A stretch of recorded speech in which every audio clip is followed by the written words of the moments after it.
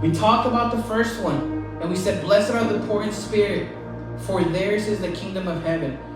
And what did we mean by this? Hablamos el primero, hablando acerca de bienaventurados los pobres en espíritu, porque de ellos es el reino de los cielos.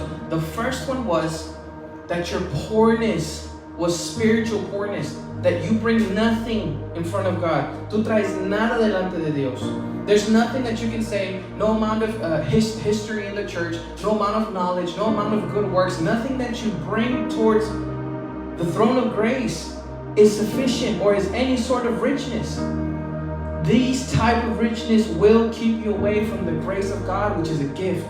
Estas riquezas de años, de estar atendiendo a la iglesia, de buenas obras, de caridades, de conocimiento de la palabra, no te van a hacer nada. Lo único que van a hacer es que te van a separar de la gracia de Dios, que es un regalo de Dios. You can't buy God's good side. You can't buy yourself into heaven. No puedes comprarte tu entrada al cielo. So this is what we understood of those who are poor in spirit, those who understand, Lord, I have nothing to offer. I am spiritually broke. Señor, no tengo nada que ofrecerte. No tengo nada.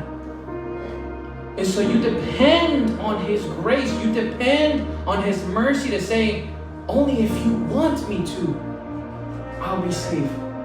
So then you're extending your hand, and it's a sign of humility to extend and say, Lord, I can't do this without you. Extiendes tu mano y dices, Señor, no lo puedo hacer sin ti. That's the first one. The second one, la segunda, hablamos acerca de los que lloran. We talked about those who cry, those who mourn. And we understood that this also is not just any sign of mourning. It's not a mourning, it's not a sadness because someone broke up with you. It's not a mourning because you lost your house. It's not a mourning because you lost your car or because you lost on gambling. This is not the kind of mourning we're talking about.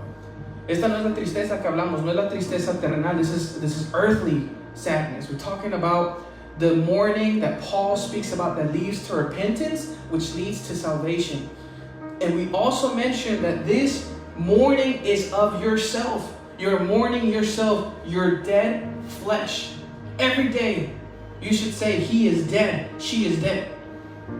So you must die for yourself, mourn yourself, so you can live in the Spirit for God through Jesus Christ.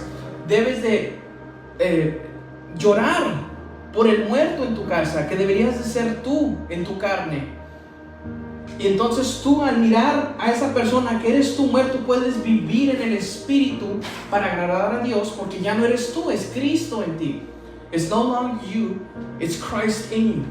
So if we look into more details, it is not just poetics. Cuando miramos a más en detalle, las bienaventuranzas no son solamente poemas.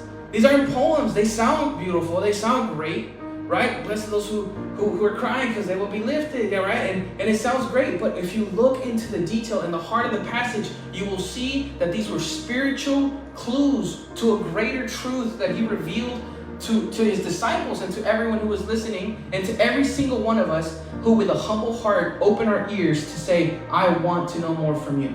A los que estamos en humillación a decir, Señor, quiero aprender de ti, aquí están sus palabras grabadas para que nosotros podamos crecer en este entendimiento. So the third one, la tercera, que es esta mansedumbre.